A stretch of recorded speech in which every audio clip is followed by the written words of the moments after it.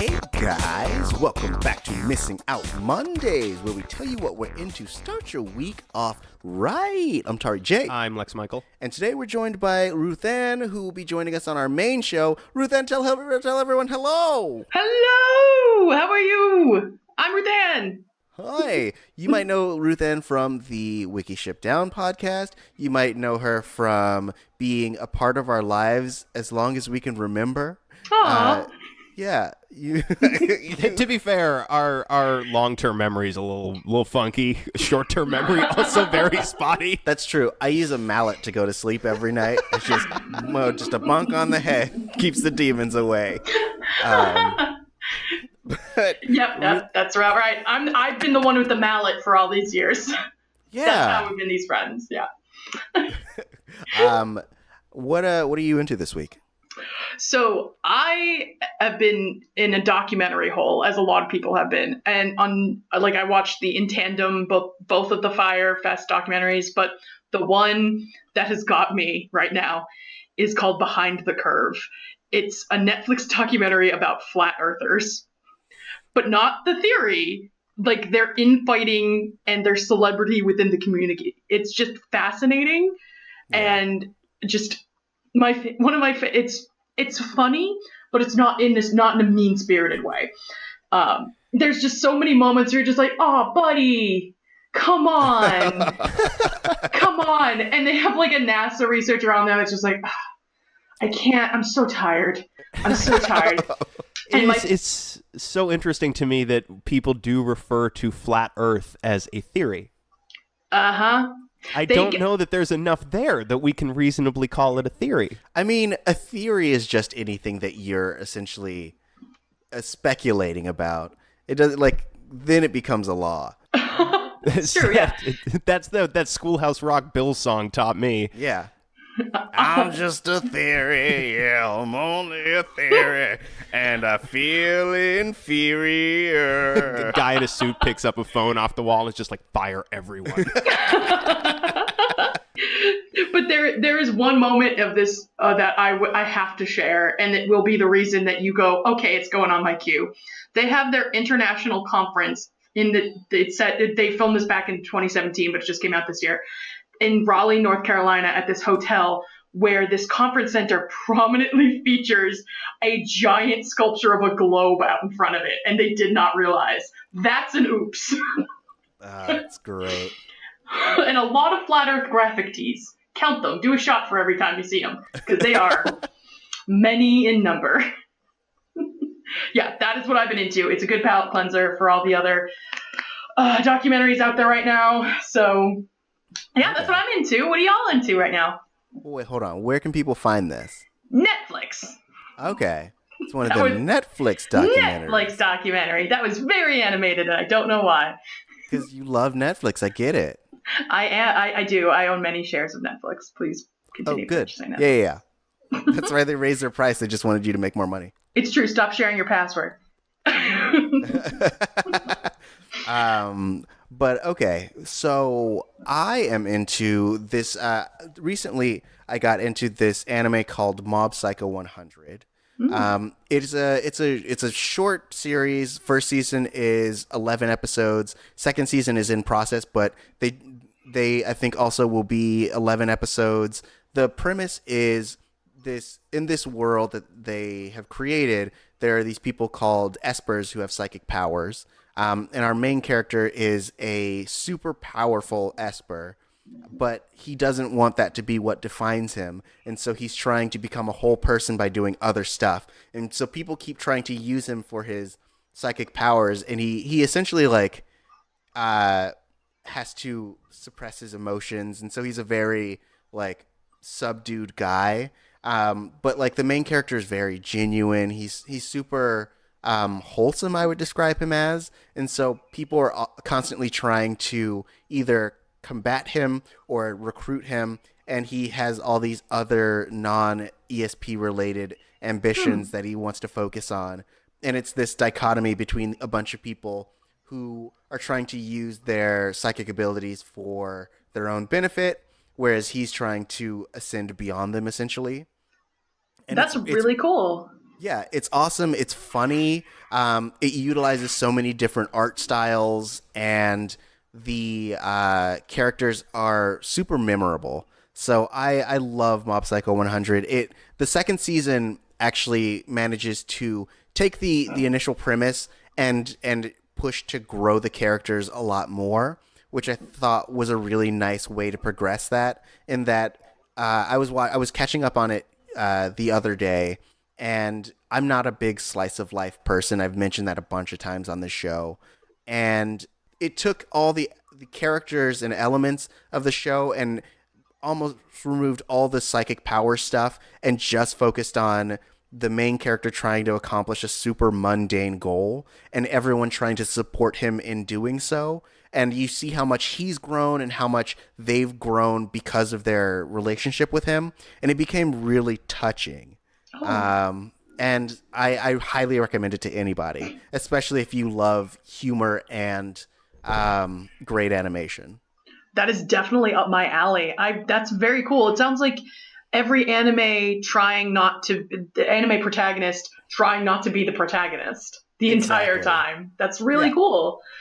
Where is that, on Crunchyroll or Netflix? Where do you find that? Yeah, you gotta get it on Crunchyroll. I use Verve for anyone who's doing that multi-network curation. Verve, everyone.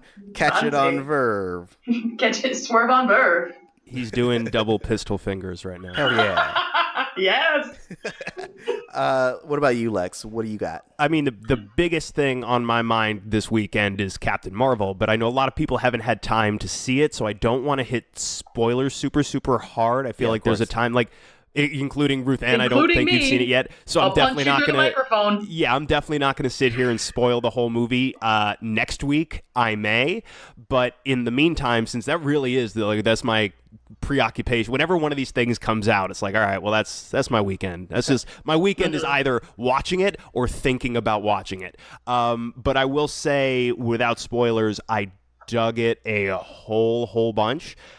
They do some real interesting things as far as the way they're telling their story and where they take it, subverting expectations that they set up, not just in the movie itself, but in the source material. Cast is great, especially Ben Mendelsohn as Talos, who has to convey so much, such a range of emotions, of stakes, of tactics, and he expresses all of it through heavy prosthetic makeup, which is so insanely impressive. Yeah. All the 90s stuff is fun. They go real hard on the 90s stuff, but I don't know, man. It worked for me. Seeing a couple of the Guardians characters back was super fun. Goose rocks.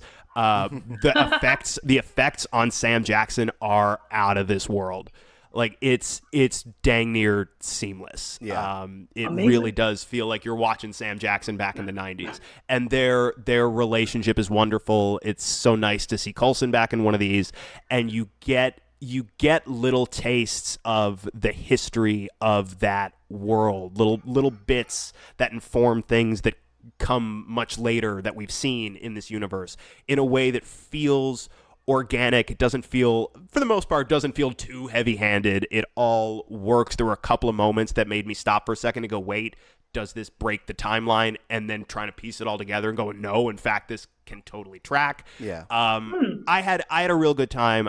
Probably next week, maybe like on this show, you and I can just delve into spoilers super hard. Sure. But I had a great time with it, as I always do with these things.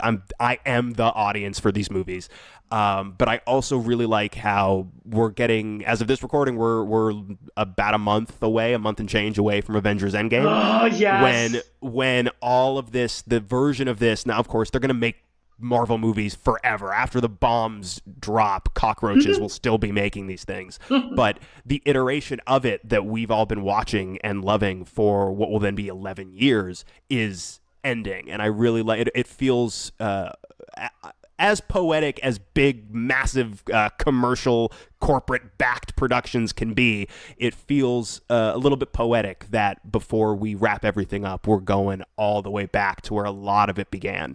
Because in terms of the history of the MCU that we've spent whole movies in, only thing that predates this on the timeline for the entire run of the movie is Captain America, the First Avenger. Mm-hmm. this movie, you see a lot of, because it really is also an origin story for Nick Fury, you see a lot of things set up that eventually pay off in ways that we are very familiar with. So it does feel a little bit poetic that right just before we end, we kind of go back to where it starts. Yeah, I like that. I dug it a whole bunch. I'm looking forward to delving into spoilers probably next week. I'm probably going to cry with all the Stan Lee references. I'm going to cry, and I'm okay with that. Here's the very first thing in the movie. It's not in the movie, but the whole show opens with a little tribute to Stan that it made me cry right away. I wasn't prepared for that. I legit, like, and not sobbing loudly in the theater and shit, but like, yeah, tears, both eyes on my face. That real side story real quick, when I saw Spider-Verse and they did the end card with like the Stan Lee, thank you for whatever, I almost, one of my best friends and I saw it, and him and I almost made it through, and then a small child started sounding out the letters and reading Stan Lee's name, and we lost it in memory of Stan Lee, and like the entire theater just dropped. Would not be able to handle that. It wasn't. Also, without giving anything away, Stan Lee's actual cameo in this thing is going to make you pretty happy.